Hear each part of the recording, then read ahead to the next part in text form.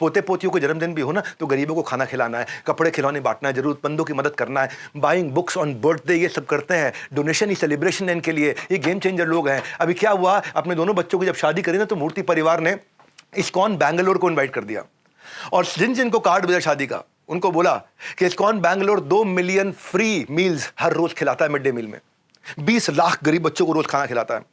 लिफाफे में लाना हो ना तो हमारे लिए कोई गिफ्ट मत लेके आना, डोनेशन लेकर के आना।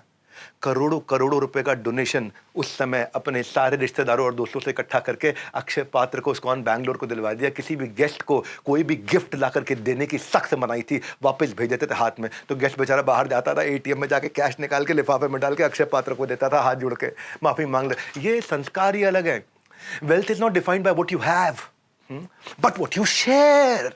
खुशी बटोरने में नहीं, बांटने में है। ऐसी कहानियां जो लोगों को बेहतर बना सकती हैं, पॉजिटिव चेंज लेके आ सकती हैं, शेयर करा करो। आप भी शेयर करो। तुम्हारे कितने पैसे लगते हैं शेयर करने में, करो शेयर।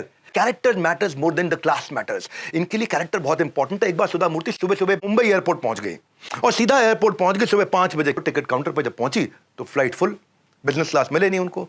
तो वहाँ लड़की ने बोला, देखिए मैडम ऐसा है, पीछे कहीं जा करके मिडिल की सीट एक मिल रही है, वो दे दें क्या आपको? कहती दे दो। सुधा मूर्ति ने टिकट ले लिया, पीछे जा करके कहीं बीच की सीट पर चुपचाप बैठ, इधर भी आदमी इधर भी आदमी, बीच में यूं करके बैठ के किताब खोल के पढ़ने लगी। थोड़ी देर बाद जब उनको टॉयलेट जाना था ना तो एयर होस्टेस को रिक्वेस्ट किया कि मुझे आगे जाने दो। एयर होस्टेस वैसे उसको पहचानी नहीं। सुधा मूर्ति जी को पहचानना ना पहचानना एक अपराध है अपने आप में, लेकिन नहीं पहचाना उन्होंने। पर उनकी उम्र को देखते हुए हाँ कर दिया, ठीक है आप आगे टॉयलेट चले जाइए। जब वो आगे टॉयलेट जा रही थी तो टॉयलेट से वापस निकलते वक्त बिजनेस क्लास में एक पायलट बैठा था जिसकी सीट रिजर्व थी। पायलट देख के पहचान गया, अरे सुधा मूर्ति है। तो शर्मिंदा हो गया। उनको बिजनेस क्लास की अपनी रिजर्व सीट ऑफर कर दी, बोले आप प्लीज यहां बैठ जाइए, आप यहां बैठिए, आपको यहां बैठना चाहिए। तो कहती मैं बैठ जाऊंगी अगर आप मेरी सीट अपग्रेड के पैसे ले लोगे। पायलट ने मना कर दिया, बोला आपने इस देश के लिए जो कुछ किया है उसके सामने ये सीट कुछ भी नहीं है। एनीवे सुधा मूर्ति मान गई, लंबी बातचीत हुई थी, उसके बाद मान गई। एक हफ्ते के बाद पायलट को एक चिट्ठी मिली, और चिट्ठी थी उसके बच्चों का धीरू भाई अंबानी स्कूल के अंदर एडमिशन का कंफर्मेशन, और लिखा था कि अगले 12 साल के बच्चों की सारी फीस इन्फोसिस फाउंडेशन ने स्पॉन्सर कर दी।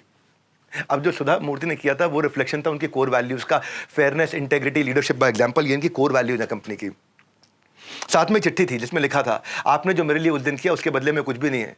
सुबह 6 बजे की जो फ्लाइट है ना, ऐसे ही कोई घूमने के लिए नहीं लेता है। आप भी काम से जा रहे थे पर आपने मेरे लिए सीट छोड़ दी। पायलट को याद आया उस दिन उन्होंने सुधा जी से बातचीत में बोला था कि मैं अपने बच्चे का एडमिशन कराना चाह रहा हूँ धीरू भाई अंबानी स्कूल में, और हो नहीं रहा है वहाँ पे। अब धीरू भाई अंबानी इंटरनेशनल स्कूल अलग ही स्कूल है, ये क्या है, ये भारत का नंबर 1 IB स्कूल है।